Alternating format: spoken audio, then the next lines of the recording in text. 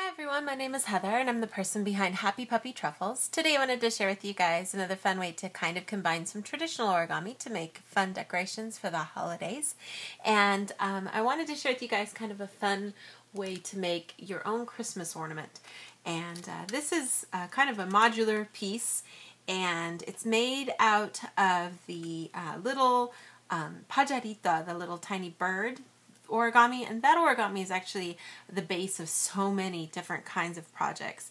And I was just kind of playing around with pieces and kind of got this cool little thing that you can hang sort of like this from your tree if you would like. Almost all of it requires no glue.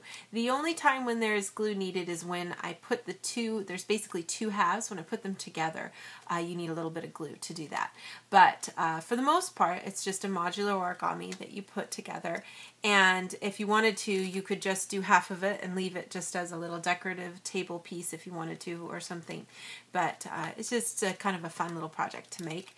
And you could tweak around the ways I've folded the sides and stuff if you wanted, like these little elements you could fold differently if you wanted to have a little different look in the end. But I'll show you guys how things work here to put it all together. You need a total of 8 pieces if you're going to make it kind of like what I've done here. And of course a little bit of glue and some string so that you can put the ornament loop on there if you'd like. I'm going to be showing you guys with a light green and a dark green piece of paper to kind of create another version of this ornament. As a reminder, I'll show you guys how to fold that little baby bird origami. What you want to do is start with your color side of your paper facing down, and I'm just going to make some basic creases. I'm going to do both horizontal and vertical.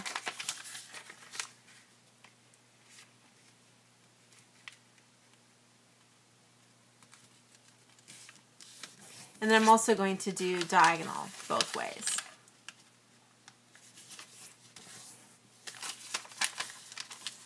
All while keeping that color side facing down. Then with the color side facing up, I'm going to go ahead and fold into the center all 4 sides. This is called a blend space or a zabuton base in Japanese. Just pull each of these points into the center. Keep things as straight as you can. Flip it over and do the same thing again. So folding towards the center, you can see the creases to guide you along as you do this.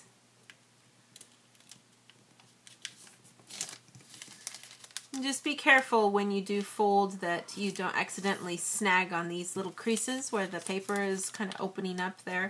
It's easy to accidentally snag on that and then tear it if you're not careful. Then I'm going to open everything up almost completely. See, I've got these flaps here. I want to leave one of the flaps down. Then I'm going to fold with that color side facing down and have that kind of looking like a jewel here now. Take each of these sides and fold on the crease that's already there. And then if I kind of turn it to the side here, I'm going to take this right side and fold up on the crease that's there, push down on the side so that I get a little part that sticks up at the top here. And then on the bottom half, I'm going to open up both of these sides to create kind of like legs on the bottom. So I've got 3 little things sticking up basically. I want to now fold everything in half diagonally right through the middle of that white square. So just put a little pressure, fold everything down. Get these little wing guys to go straight down to create what becomes the feet of the little birdie. This is the tail section here. And then I'm just going to open up a little bit here and take this part and open it out so that it pops out to create the little head of the bird. And this is the little origami, finished traditional origami piece. Now what we're going to do is make a few tweaks to it to make it a modular piece. If I take the head part, the white part here, that's going to be the tab I'm going to use to connect things with. I'm going to hold it down flat, and I'm going to open up this area that you see here. When I open it up, I should be able to create a little pocket that's like a triangular shape here. And just for good measure, to keep everything nice and sharp, I can go ahead and put a little pressure here to make the crease, and also on this side, so that we wind up getting nice defined creases on the bottom here where our triangle little pocket is. And then if I kind of turn things around, I want to take this piece that you see that's the top of the triangle. I'm going to push it over to the right, And then I'm going to take this and fold it into the center. And this is just one of the things I did to kind of make a decorative element for this particular piece here. And then if you look at it like this, I've got the tab right in front here and these two pieces on the sides. I'm going to take the right one and fold this part into the center. Just curl the paper up and fold it into the center. So that's a finished piece then, and this is the pieces we're going to be using to combine everything. And for each of the halves you need a total of 4, so I've done 2 light green and 2 dark green. So I'm going to take the pieces and put them together now. I'm going to go ahead and use opposite colors, and this white part is my tab piece, and if you hold both of these in the same way here, this part on the right is the part I'm going to put the tab into. There's a little pocket that's the same size. Slide that in, and then I'm going to take this little guy that you see here and twist it around so that it stands up kind of like a leg, like so. And then this part that I have here, this excess, I'm going to fold underneath, and that's where you're going to get the creasing, tucking element that's going to kind of keep things together. And what really helps to kind of fold with it flat on a table, because otherwise the pieces have a tendency to kind of open up on you, which can be frustrating. So I've got the next one here then. I'm just going to slide that into the pocket area. And don't worry about what's happening here in the middle. We'll worry about that in a minute when we're done. And again, I want to get this little guy to twist over so that I can get these pieces to come together in a nice connection right there. Try to get this guy as snug into that little pocket as I can.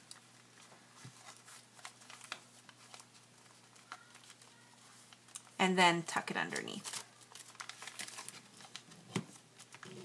And creasing over it can kind of really help snap it into place if you need to. And when you do hold it up, try to hold on to those tabs with the other hand just to kind of give yourself a little leeway to get the pieces started with here. Get this little guy in here.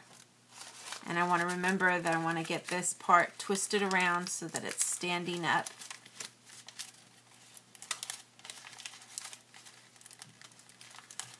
Get that tucked in nice and good there on the side. And then just get that part to tuck underneath to finish that piece off. Now I've got the 3. The last one is the trickiest a little here, but we do still want to try to keep things together as I kind of lift pieces up, get the white into the pocket, and then just make sure that this little part gets tweaked around so that it gets standing up. And I should be able to get it all connected here so I can get that last little bit tucked underneath, and I get a nice little finished piece here. And this is where I said if you wanted to, you could just stop here and leave this part and have it as like a decorative element on a table. It'd be really cool to do this in orange and reds. It kind of looks like a fire, flame kind of quality to it. But I'm going to connect these two together to make an ornament. Now, generally, the center part here, you want to try to keep things going the same way on each of these. So just as I folded them, I want them to kind of tweak to the left a little. And you can just make sure as you put things together, the stuff didn't get shifted over in any way. But it should kind of come together almost like a rose bud in the middle there, with everything kind of twisting around there in the center. Now, I've got 2 of them made here, and we're going to go ahead then and put these together. And it's really just a process of putting a little bit of glue on these little tabs and then just piecing them together. And it helps to hold things together with some paper clips for a little bit to give it a little time to kind of stick together. So I'm just going to take a little bit of glue here and try to put a little bit on each of these.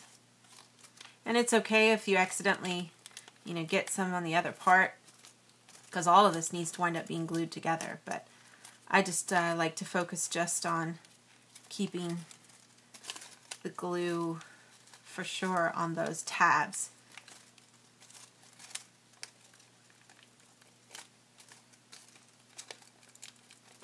And with the silver one, I used some really thick metallic paper, and that actually works really nice because it keeps things in place. Things have a less chance of shifting around when you use that kind of paper. But I'm just going to try to keep everything as together as I can here as I use the glue to kind of get everything pieced together here.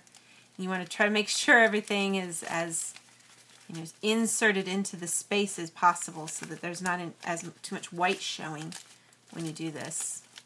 The nice thing about this regular origami paper is it holds glue a lot better. The metallic I was using before doesn't take glue very well, so it can be kind of frustrating that way because it has a tendency to not want to stick together. But this is sticking together a lot better.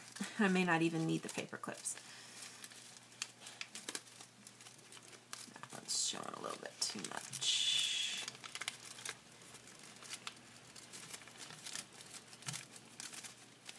And we can always reform everything later, so just worry about getting it glued together and a little bit of pressure in that bottom part of each of these areas to create things the way we want them to be. And then if you want, while we're working on stuff, you could put a little paper clip in here to kind of keep stuff together for a while, just as an added precaution until I can get a chance to kind of tweak out the edges and bring it back to shape here. I'm done.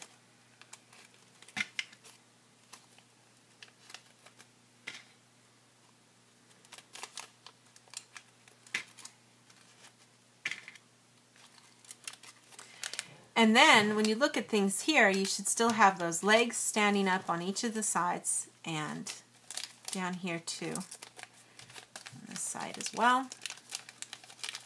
And then you just try to straighten everything out as much as you can. Now, depending on the kind of paper you're using, you can kind of shoot for different results. With the regular origami paper, it tends to work better to try to keep things straight and kind of, more together in the way that we bring everything up. But when you're dealing with the metallic papers, they have a nice tendency to sort of poof open a little bit. And in these areas will probably just poof open just a tiny bit as you keep this the way it is here. It has a tendency to do that, which is kind of cool. Just leave a little space there. But that's sort of the finished element. And then we want to go ahead and put like string through it. Now the origami is a little tricky because the center is has a giant hole in the middle, so you can't just stick a string through there because it's got nothing to latch onto. So what I like to do is take and put just a tiny little stitch, hide it underneath one of these areas here. You want your string to go through from here and then come up out the top. And once it's coming out up the top, you don't really need to worry anything. It's just down here at the bottom, whichever place you decide is the bottom. You want to try to create a little stitch to keep it from going anywhere. So I'm first going to just feed my string through. Let me get some string going here. Choose the length that you want stuff to be, depending on how long you want it to be, where you're hanging it, those kinds of things. But I'm just going to first focus on getting the string to go all the way through. And you shouldn't need to pierce any paper or anything. You should be able to just get it to go straight through everything in the middle here because, like I said, there's nothing here. So if you can use one of those nice, good long upholstery needles, then you'll be able to kind of get it going through to the top, and you shouldn't worry about it too much. If you don't have one of these fancy long needles like this, then if you just look at the center of everything here, kind of peel back these layers, you can get right to the middle of where the hole is, and you should, with a pretty short needle, be able to stick it through both sides here, and you can see there's the needle here on this side and on the other side. You should be able to get it through that way so that you can kind of do things without having to pierce through the paper. So I've got my string all the way through here. I almost lost it on the bottom. But I want to keep a little bit down here at the bottom so that I can finish things off. And like I said, I just want to snag it with a stitch that's going to hide underneath one of these layers to kind of give me a place to hold on to stuff. And what I'm talking about is if you take any of these and you fold this part over to the side a little bit, you can kind of get in here. This part usually covers over here, so I can get in here and create a little stitch and use that as a way to snag stuff. And you can just try to get it as gently as you can without hurting anything, of course. And if I can get a little bit of the string through, I can create a knot and finish this off then. And you don't really need anything too fancy in terms of the knot. You just need something to keep it so that once you pull from the top, it doesn't, you know, come over and pull the whole string all the way through, which we don't want to have happen. So just do a little simple slip knot there and get that to tighten off a little bit. And then, you know, depending on this, I don't really think you need anything excess sticking out at the bottom. The design of the origami is cool enough without that, but if you just give a little pull and you can kind of push the excess string in here, it can kind of stick into the hole and hide away so that nobody can see that part. And then I can just kind of return everything back to the way it was, and hopefully you won't see any sign that I did any needlework there. Looks good. Yeah. Okay, good.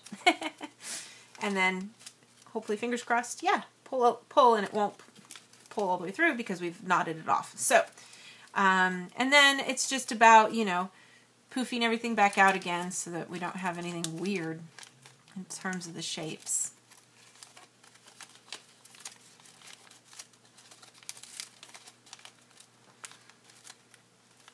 Try to shoot for things kind of coming together there nicely in the middle. And on the top part too. Top part's all weird looking now. But